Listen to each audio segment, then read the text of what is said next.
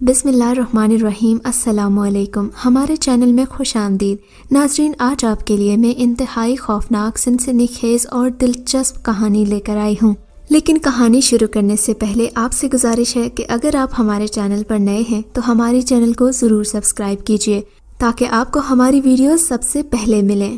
میرا نام سفینہ ہے، میری عمر تقریباً 19 سال ہے۔ میرے والد صاحب ایک دیسی حکیم تھے۔ میرے دادا ایک خاندانی ذمہ دار تھے۔ گھر میں مریضوں اور قرب و جوار کے چھوٹے ذمہ داروں کا ہمیشہ آنا جانا لگا رہتا تھا۔ کوئی جانوروں کے بھاؤ کرنے آتا تو کوئی بیمار بچوں کو لے کر آتا۔ میری شادی چھوٹی عمر میں ہی ایک ایسے شریف لڑکے سے کر دی گئی تھی جس کے گاؤں میں ہی واقع بڑے بازار میں ایک چھوٹی سی دکان تھی۔ اسی دکان سے ہمارے گھر کی دال روٹی چلتی تھی۔ میرے گھر میں بھی ایک بھینس اور ایک بڑے بیل کے علاوہ چند بکریاں بھی موجود تھیں، جہاں سے خالص دودھ اور گوشت کا حصول ممکن ہو جاتا تھا۔ میرا سسرالی گھر جنگل کے پاس ہی موجود تھا، اسی وجہ سے مال مویشیوں کو چارہ اور پانی کی دقت بالکل نہیں ہوتی تھی۔ بکریوں کو کھول کر جنگل میں چھوڑ دیا جاتا اور باقی جانوروں کے لیے جنگل سے ہی گھاس کاٹ کر لاتی اور انہیں کھلا دیتی۔ الغرض میری زندگی گاؤں میں بھی بڑی خوش و خرم گزر رہی تھی۔ میرا گھر 2 حصوں پر مشتمل تھا۔ ایک کچا حصہ تھا جو جانوروں کی رہائش کے لیے استعمال ہوتا تھا۔ یہاں ذمہ داری کے آلات اور گھاس پھوس موجود رہتا تھا، جبکہ دوسرے گھر میں رہن سہن کے لیے مخصوص تھا۔ یہ صاف ستھرا اور پرانی طرز پر نفیس انداز میں سجا ہوا تھا۔ جنگل میں گھر واقع ہونے کی وجہ سے اپنی حفاظت کی غرض سے ہم نے ایک پالتو کتا بھی پال رکھا تھا۔ جنگل میں جب بھی کوئی حملہ ہوتا یا کوئی ہمارے گھر اجنبی آتا تو اس کی پیش کی اطلاع ہمیں کتے کے بھونکنے سے مل جایا کرتی۔ میں جب بھی گھاس کاٹنے کے لیے جنگل میں جاتی تو یہ کتا حفاظت کے طور پر میرے ساتھ آ جاتا۔ ہم لوگ بھی ان چیزوں کے عادی ہو گئے تھے۔ اب ایک اور بات بتا دوں کہ گھر میں چولہا جلانے کے لیے استعمال ہونے والی لکڑی بھی ہمیں جنگل ہی سے کاٹ کر لانا پڑتی تھی۔ میرے ساتھ اکثر ایک چھوٹی سی کلہاڑی ہوتی۔ جب بھی موقع ملتا میں تھوڑی بہت لکڑی کاٹ کر ساتھ لے آتی اور چولہے پر کھانا پکانے میں استعمال کرتی۔ ان سب چیزوں کو بتانے کا مقصد یہ ہے کہ آپ کو معلوم ہو سکے کہ ہمارا گھر اور رہائش کہاں واقع تھی، اور میرے ساتھ جو واقعہ پیش آیا اس میں ہماری رہائش کا کتنا قصور تھا۔ میری ساس بوڑھی خاتون تھیں، میں ان کی خدمت کرتی اور وہ مجھے دعائیں دیتی۔ گھر کے سارے کام میں اکثر اکیلے ہی انجام دیتی تھی۔ جوانی کا دور گرم خون تھا۔ گھر کے کام میرے بائیں ہاتھ کا کھیل تھے۔ میری شادی سے پہلے سارے گھر کا پانی بھی میں ہی چشمے سے سر پر اٹھا کر لاتی تھی، لیکن جب سے میں اس گھر میں آئی تھی میں نے اس پانی لانے کی مشکل کو ایک نئی سہولت کی مدد سے مزید آسان کر دیا۔ میں چونکہ کافی تخلیقی دماغ کی تھی، لیکن کہوں گی کہ اس میں سارا میرا کمال ہی نہ تھا۔ میں جنگل میں پریشان بیٹھی تھی۔ گرمیوں کے دن تھے۔ اس دن تو جیسے سورج سوا نیزے پر تھا۔ میں سوچ رہی تھی اب پانی اٹھا کر گھر کیسے جاؤں گی۔ ایک قدم چلنے کی بھی ہمت نہ ہو رہی تھی۔ تبھی میں نے دیکھا دور سے ایک عورت اپنے بیٹے کے ساتھ میری طرف چلی آ رہی ہے۔ عورت بڑی خرامہ چل رہی تھی۔ اس گرمی کے موسم میں بھی اس نے اچھا خاصا موٹا ریشمی لباس زیب تن کر رکھا تھا۔ چہرے پر سکون ایسا جیسے گرمی میں نہیں بہار میں چہل قدمی کر رہی ہو۔ خیر وہ میرے پاس آئی تو میں نے اسے سلام کیا۔ عورت کا قد کافی اونچا تھا، اس کے ساتھ ایک پیارا سا بچہ بھی تھا۔ کیا بات ہے بہن، کیوں پریشان ہو؟ اس نے میری طرف دیکھ کر کہا۔ کیا بتاؤں، شاید آپ اس علاقے میں نئی ہوں گی، لیکن میں یہاں کافی عرصے سے رہتی ہوں۔ اب تو لگتا ہے کہ میرا بڑھاپا بھی سر پر پانی ڈھوتے ڈھوتے گزر جائے گا۔ زندگی میں سکون کا ایک پل بھی نصیب نہیں۔ مارے غم کے میری آنکھوں سے آنسو بہنے لگے۔ نہ جانے کیوں میں ایک اجنبی کے سامنے اپنا دل کھول بیٹھی تھی۔ عورت مسکرانے لگی۔ لگتا ہے آپ کسی فارسٹ آفیسر کی بیوی ہیں، میں نے طنزیہ انداز میں کہا تو وہ یکدم سنجیدہ ہو گئی۔ ارے نہیں، ایسی کوئی بات نہیں، ہم تو سدا سے جنگل میں ہی رہے ہیں، اس نے نیچے بیٹھتے ہوئے کہا۔ اس کے چہرے پر عجیب سا نور تھا۔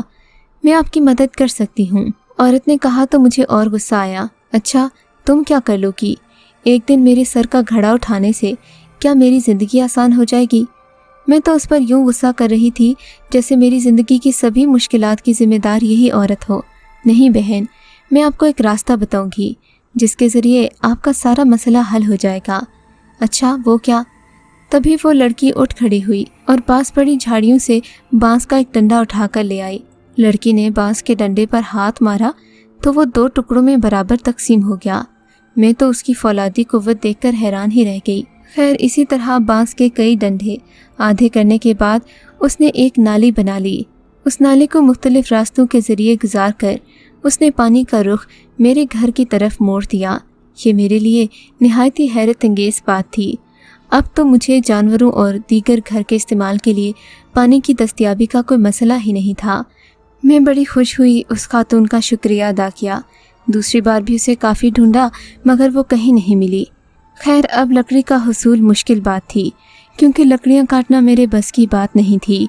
जंगल के करीब जहाँ से हमारी ज़मीन के बाड़ जंगल के साथ लगती थी, कुछ पुराने दरख्त मौजूद थे जिन पर काफ़ी सूखी लकड़ी वाफर मिकदार में मौजूद थी। लेकिन मेरी सास ने इन दरख्तों से लकड़ी काटने को सख्ती से मना कर रखा था। ये दरख्त भी चश्मों के आसपास मौजूद थे। मुझे लकड़ी काटने से मना करना बड़ा ही अजीब सा लगा। मेरी सास कहा करती थी कि ये सारे दरख्त हमारी मिल्कियत नहीं हैं, इसलिए इनसे दरख्तों से लकड़ी मत काटना, ये ना हो कि तुम्हें लेने के देने पड़ जाएं।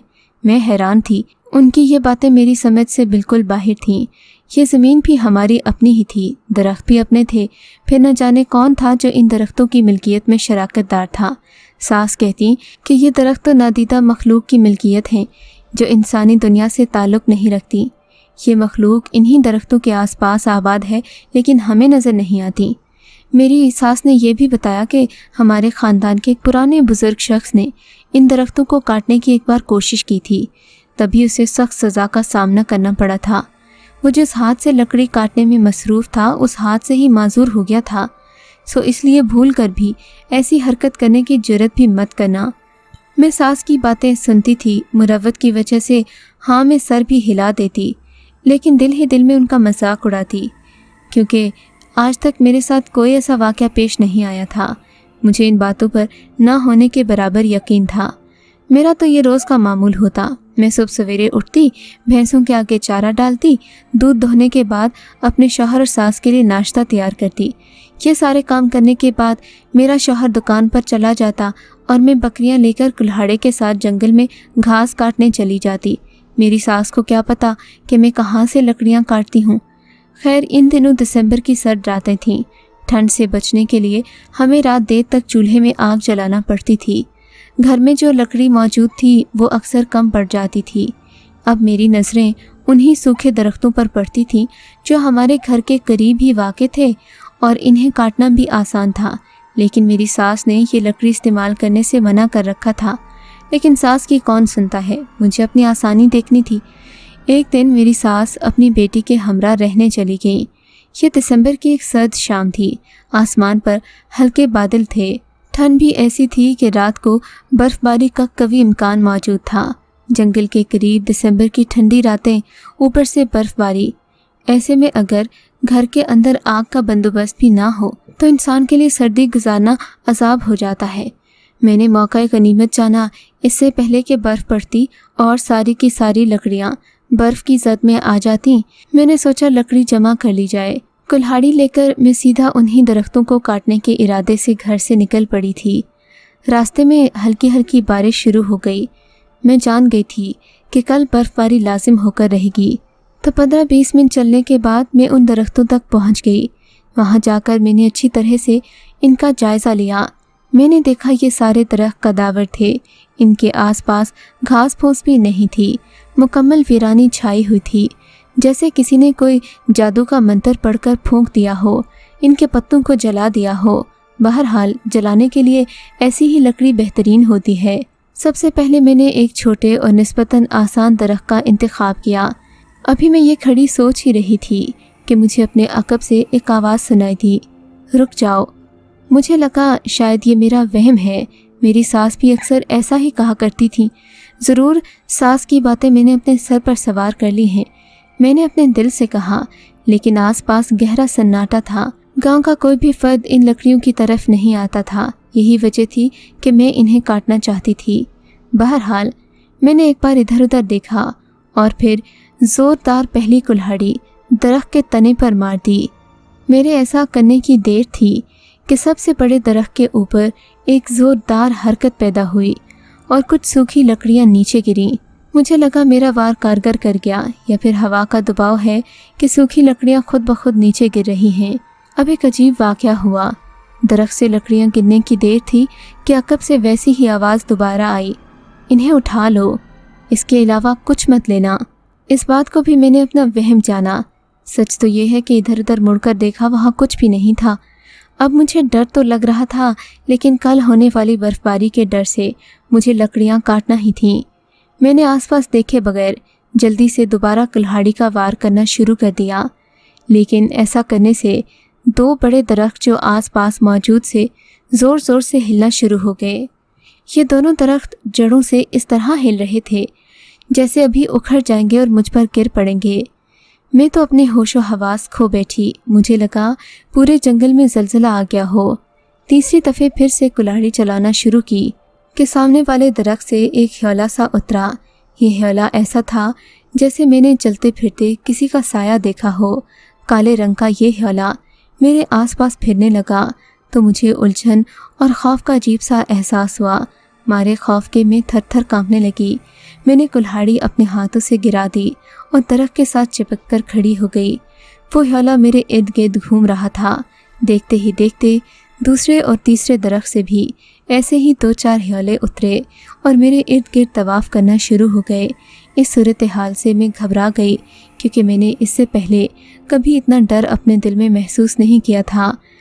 अजीब सी गिड़गिड़ाहट की आवाज़ें मेरे कानों में पड़ने लगीं। मारी परेशानी के मुझे तो सांस नहीं आ रही थी। मैं खौफ से कांप रही थी। उनकी गिड़गिड़ाहट बढ़ती जा रही थी। या अल्लाह मुझे बचा ले, ये मैं कहाँ आ गई। मैंने दिल ही दिल में कहा, मैंने कहा था ना इन दरख्तों को नहीं छेड़ना। मुझे अपनी सास की बातें याद आ रही थीं। मुझे लगा जैसे मेरी सास ही ये सारी बातें कर रही हूँ, लेकिन वो ये बात कैसे कर सकती थी। वो तो मुझसे कौसों दूर थीं। बहरहाल जो कोई भी था वो अपना और मेरा भला चाहता था।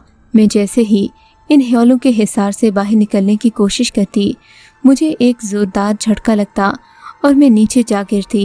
ये सूरत हाल बहुत अज़ियतनाक और बेहद खौफनाक थी। पूरा जंगल साएं साएं कर रहा था। ऐसा लग रहा था शहद की मक्खियों के कई गौल मेरे इर्द गिर्द मंडला रही हूँ। तभी किसी ने मेरे हाथ से वो कुल्हाड़ी छीन ली और मुझे ज़ोरदार धक्का दिया। मैंने पीछे मुड़कर देखा। एक खौफनाक वजूद मेरे सामने खड़ा था। इसकी टांगें तो मेरे सर से भी बुलंद थीं। इसकी खोपड़ी जो हड्डियों के ढांचे की तरह थी, दरख्तों की चोटी से टकरा रही थी। इसके बड़े बड़े हाथ दरख्तों को ज़ोर ज़ोर से हिला रहे थे। मेरे खौफ में मज़ीद इजाफा हो गया। इसकी आंखों की पुतलियां गायब थीं और उनसे सफ़ेद रोशनी निकल रही थी। मारे खौफ के मेरा बुरा हाल था। उसने कुल्हाड़ी ज़ोर से हवा में उछाली और मेरी तरफ गज़बनाक निगाहों से देखने लगा। ऐसा लग रहा था इसे मेरी लकड़ियां काटने वाली हरकत पर शदीद गुस्सा है। ये शख्स इस कदर ताकतवर था कि इसके पाँव के वज़न से ज़मीन की मिट्टी धंस रही थी। आदमी के मुंह पर सर के बालों से ज़्यादा लंबी दाढ़ी के बाल थे जो घुटनों तक थे। उसके 2 दांत थोड़ी तक नीचे आए हुए थे और उसकी आंखों से रोशनियां निकल रही थीं जो उसके वजूद को मज़ीद खौफनाक और डरावना बना रही थीं। मुझे लगा कि शायद इसका ध्यान मुझ पर नहीं गया, लेकिन यकायक वो पीछे मुड़ा, मुझे खूंखार नज़रों से देखा, सर के बालों से पकड़कर ऊपर उठाया। मुझे लगा आज मेरी ज़िंदगी का आखिरी दिन है। मैं खुद को सभी दरख्तों के ऊपर ऊंचा देख रही थी। इतनी बुलंदी से नीचे देखते हुए मुझे अपनी मौत यकीनी लग रही थी। मैं बुरी तरह डर चुकी थी। तभी उसने ज़ोरदार चीख मारी। उसकी आवाज़ इतनी भारी और गुर्राहट वाली थी कि मेरे कानों के दोनों पर्दे हिलकर रह गए। उसने अपने हाथ की उंगली मेरे मुंह पर रखी। मुझे यूँ लगा जैसे किसी ने मेरे मुंह पर तमाचा मारा हो। फिर न जाने क्या हुआ, उसने ज़ोर से मुझे यूँ फेंका जैसे कोई मिट्टी का ढीला हवा में उछाल दे। मेरी तो जैसे सारी हड्डियाँ हिलकर रह गई थीं। डर के मारे मुझे सख्त बुखार हो गया। मैं थकावट से चूर हो गई थी। वहाँ से भागती हुई न जाने कैसे घर आई। आयतुल कुर्सी पढ़ते पढ़ते मेरी सांसें फूल चुकी थीं। ڈر کے مارے پسینہ آ رہا تھا۔ اگلے دن جب ساس گھر آئیں مجھے دیکھتے ہی ڈر گئیں۔ بیٹی، میں نے تجھے منع بھی کیا تھا کہ ان درختوں کے پاس لکڑی کے لیے نہیں جانا، یہ ہماری نہیں کسی اور مخلوق کی ملکیت ہیں، لیکن تم نہ جانے کن خوابوں میں رہتی ہو۔ تب انہوں نے اپنی الماری سے ایک پرانا شیشہ نکالا، اسے دھوپ کی طرف کر کے روشنی میں چند پتے جلائے، ان کی راکھ پانی کے گلاس میں ملا کر کچھ دیر پڑھائی کی اور مجھے پلایا تو مجھے بے ہوشی کے دورے پڑنا شروع ہو گئے۔ 3 دن تک میں نیم بے ہوشی کی حالت میں چارپائی پر پڑی رہی۔ چوتھے دن میری ساس نے ایک کالے بکرے کا صدقہ کیا، کچھ گوشت ان درختوں کے آس پاس پھینک دیا۔ میری صحت بحال ہونے میں تقریباً 1 ہفتہ لگا۔ مجھے یوں محسوس ہو رہا تھا جیسے کسی نے میرے جسم سے گوشت سارا نوچ لیا ہو۔ اس واقعے کے بعد مجھے اس بات کا بخوبی ادراک ہو گیا کہ دنیا میں انسان اور حیوانات کے علاوہ جنات بھی کوئی مخلوق ہے جن کا اپنا اثر رسوخ موجود ہوتا ہے، جو انسانوں کی مداخلت اپنی زندگی میں برداشت نہیں کرتے۔ میں نے ان درختوں کے آس پاس جانا بالکل چھوڑ دیا۔ آج اسی بات پر شکر گزار ہوں کہ میری جان بچ گئی۔ اگر آپ کو یہ کہانی اچھی لگی ہے تو اس ویڈیو کو لائک کیجیے اور اس طرح کی مزید ویڈیوز دیکھنے کے لیے ہمارے چینل کو سبسکرائب کیجیے۔ اور ہاں، اگر آپ کی کسی دوست، رشتہ دار یا بہن کے ساتھ خدا نہ کرے ایسا کوئی واقعہ پیش آیا ہے تو ہمیں کامنٹ سیکشن میں اس کے بارے میں ضرور بتائیے۔